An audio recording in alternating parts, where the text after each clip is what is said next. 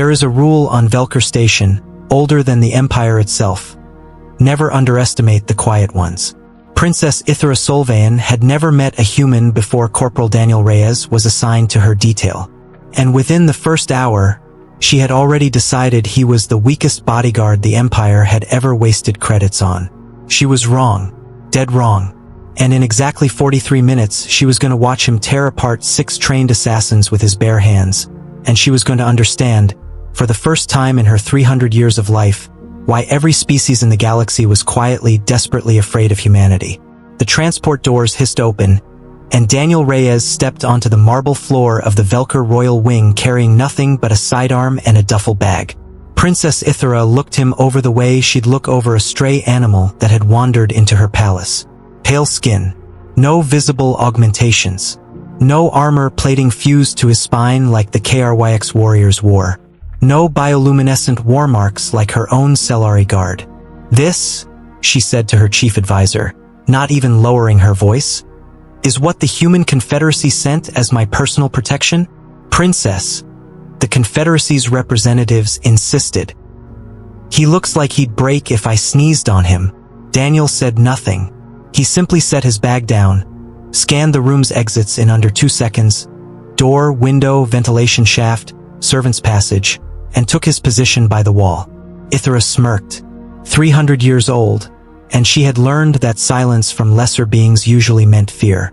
"Tell me, Corporal," she said, circling him slowly. "Do humans still fight with metal sticks? I heard you don't even have claws, or venom, or a second heart. How does your species still exist?" "We asked ourselves the same question about the dinosaurs," Daniel said quietly. "Turns out being big and scary isn't the same as being hard to kill." A few of her Selari guards chuckled. Not with him, at him. Ythara's eyes narrowed. "Careful, human. My last 3 bodyguards were KRYX berserkers. You are replacing warriors who could lift a ground vehicle over their heads." "Then I hope none of them are around when things go wrong," Daniel replied.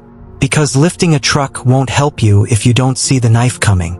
That earned him a long, cold stare from the princess, and though she would never have admitted it, the faintest flicker of something she hadn't felt in decades. Curiosity. For 3 days, Daniel followed her everywhere. Through diplomatic dinners. Through the marble gardens. Through council sessions that dragged on for hours about trade tariffs on quantum war. He never spoke unless spoken to. He never ate at the same table as her.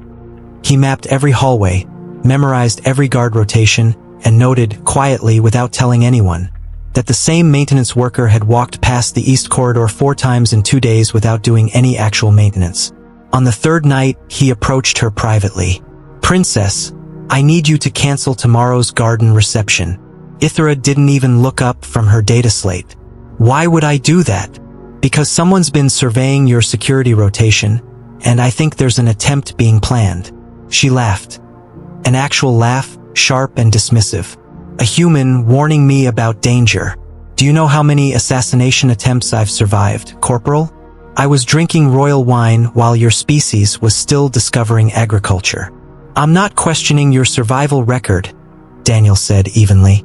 "I'm questioning your odds tomorrow. Cancel the reception." "The reception," Ythara said, standing, "will proceed, and you will stand quietly by the wall like you're paid to do, and watch how real warriors handle a threat, should one be foolish enough to appear." Daniel didn't argue. He simply nodded, turned, and began, silently, checking every weapon he owned. The garden reception was beautiful. Floating lanterns, alien string music, nobles from 6 systems mingling beneath a sky full of stars that weren't Earth's. It lasted 22 minutes before the lights went out. Not a power failure. A precise cut, perimeter sensors first, then internal lighting, then comms. Ythara's Selari guards drew their energy blades on instinct, forming a defensive ring around her. A ring that 6 masked figures dropped into from the garden's upper terraces before anyone could react. Professional. Fast.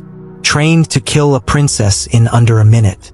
The first guard went down before he even raised his blade. The second. The third. Ythara felt cold hands close around her arm, dragging her backward. And for the first time in 3 centuries, felt something she hadn't felt since she was a child. Genuine fear.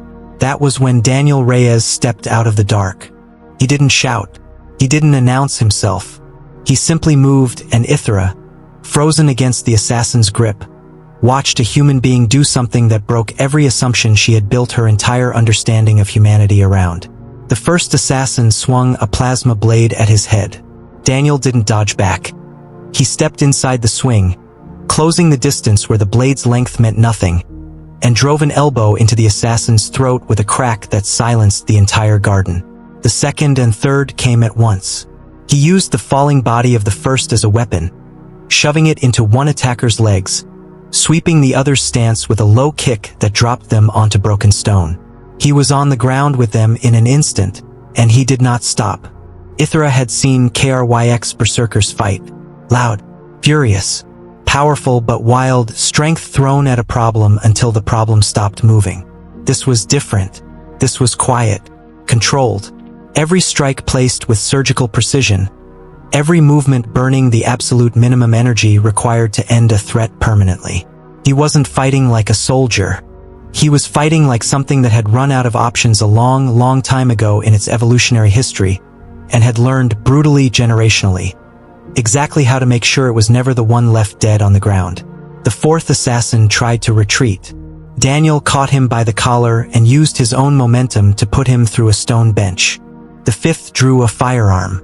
Daniel was already moving before the barrel finished rising, closing the gap, redirecting the assassin's arm skyward as the shot went wide, and ending the confrontation with 3 strikes that took less than 2 seconds combined. The sixth simply ran. Daniel let him. Silence fell over the garden. 5 bodies. 1 survivor sprinting into the dark. And in the center of it all, Princess Ythara Sol-Veian stood frozen, staring at a man she had mocked for having no claws, no venom, no armor plating. A man who had just dismantled a professional assassination squad with his bare hands in under 90 seconds. Daniel straightened, breathing steady, blood on his knuckles that wasn't his own. He looked at her the same way he had 3 days ago. Calm, unbothered, like this was simply Tuesday. You should cancel the after-dinner walk too, he said. There's a second team on the north wall. I've been watching them since dessert. Later that night, once the palace was secure and the second team had been quietly apprehended exactly where Daniel predicted, Ythara found him cleaning a small cut on his forearm in the guard's quarters, the only wound he'd taken in the entire fight. You knew, she said. 3 days ago. You knew this was coming. I suspected. And you said nothing more than a warning I ignored. It wasn't my place to force you, Daniel said. Only to be ready for when you didn't listen. Ythara sat across from him, 300 years of royal composure momentarily abandoned. Why do all species fear you? I always assumed it was propaganda. Human ships, human numbers. I never understood until tonight. Daniel considered the question for a long moment. Every species out here evolved with an advantage, he said finally. Claws, venom, exoskeletons. Something that let you win before the fight even started. Humans didn't get any of that. We're slow. We're fragile. We don't have night vision or acid blood or an extra heart. Then how? Because for 200,000 years, every single threat on our planet was stronger than us, Daniel said. Bigger, faster, better armed by nature. And we survived anyway. Not because we got lucky once. Because we got lucky every single time, for 200,000 years straight, against things that should have erased us in a season. He met her eyes. You're not afraid of what we can do, princess. You're afraid of what we've never stopped learning how to do. There's no version of a threat that we haven't already survived 100 times over, in 100 different forms, back when we didn't even have metal sticks. Ythara said nothing for a long time. Then, quietly, she did something she had not done for any guard in 300 years. She bowed her head, just slightly, just enough. I misjudged you, Corporal Reyes. Daniel allowed the faintest trace of a smile. Everyone does, princess. That's usually the last mistake they make. If you enjoyed the story, subscribe for more HFY short sci-fi tales.